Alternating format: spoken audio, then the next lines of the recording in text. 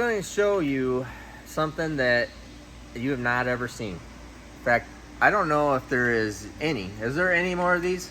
Not that I know of. Not that you know of. This is something that I affectionately call the death ski. Take a look at this. This is Camille's. Oh yeah.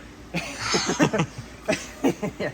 This is his craziness of being different and wanting to just do it. This is, how much horsepower did you make with this motor? 1600. We made 1600 horsepower jet ski that he drives from right here with a hand throttle. Camille is a bad mother trucker. Fearless beyond all people. I have ridden in this and tuned on it.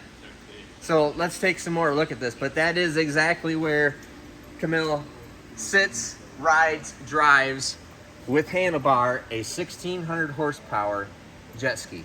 But you might think that is crazy because we built this engine for you how long ago? 2018? And 4 years ago, built this engine for Camille. So Camille's been out playing, riding, driving, scaring people. Hundreds of hours. Hundreds of hours of driving through this thing, and we'll actually let him talk about I'll have you talk about the jet unit and everything because I don't know anything about that. But would this be crazy enough to have here? But Camille has decided that this 572 cubic inch Procharged 1600 horsepower motor is not enough. Agreed. Gotta go bigger. Gotta go bigger. So we are now building him a 960 cubic inch Procharged Hemi to make 2,000 horsepower on pump gas and up. 2,000 is like what our target minimum, isn't it? The true baseline at 5,200. I think once we get into the 6,000 plus, we're going to be well above 2,500. We're trying for much more, but that's our baseline of 2,000 horsepower and the lower RPM of like 5,200 RPM. So let's take a look back here, and you'll see the jet and all the stuff. So motor shot up there. Now we're taking this motor out here because are we going to freshen this up, sell it, or what are you going to do with it? We're still going to see. It might go into a boss house and might go into a motorcycle. He's got the motorcycle at that. He needs the motorcycle version of this Yep. with the boss house. Yep. That's yes. So we're just taking it out right now, taking everything apart. We're going to use it as templates and everything as we do everything. Yep. We have everything. I have everything marked as where everything was in reference to this motor. We're going to use this as a template as we put the build and make custom parts for it for the new motor. Yep. So awesome. You look at the back. Now Camille calls this Bowser for all the Nintendo fans that are in the 30 years old and older. But remember who Bowser is. He was always the bad guy and the evil ski. So tell us about the jet unit, because I still know nothing about this.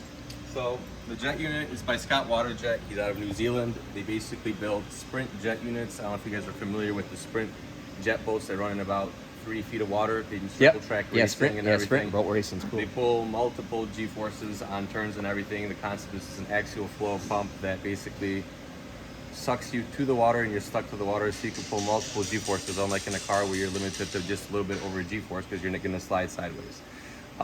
They have built only 4 prototypes of this 952, which basically represents the 2 impellers. The 9.5 is a 9.5-inch diameter impeller. So this is 9.5 inch diameter impeller. There's 2 of them sandwiched. Wow. They ran in series. Wow. 2 impellers, basically, if you ever lose prime on the front one, the second one is still sucking. So even if the boat is barely touching any water, even not when it's submerged, it will still not lose prime and it won't cavitate.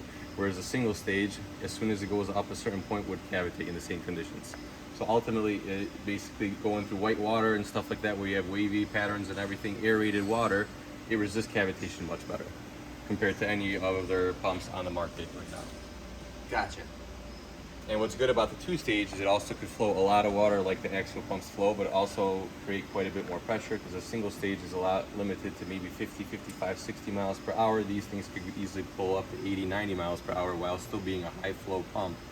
You know, the only other pumps that will flow faster speeds are mixed flow pumps like the Berkeleys, which are designed for drag racing, which only go straight line, you know, straight line acceleration, and you know, they can't process as much mass. This will process a lot more mass, so you can get better acceleration, better grip to the actual water, so then you could do, you know, that's how you get the whole Circle 8 track racing where they pull 4 or 5 G-forces on turns by flowing a whole bunch more water that way. Wow. Awesome. And I do notice something in the back here that I did not noticed before. When you're not in fear of your life, you can reach back and grab out of your cup holder something to drink. So, we're going to be, Camilla's going to take the motor the rest of the way out of the boat. And we're going to, well, we're in process on the build. It's going to be a little bit longer because that's, there's a lot of custom parts that are in process. So he's going to take the jet ski home, and we're going to be giving you updates, but it'll be a little while. But I thought this is worthwhile showing because it's pretty cool. And it's different.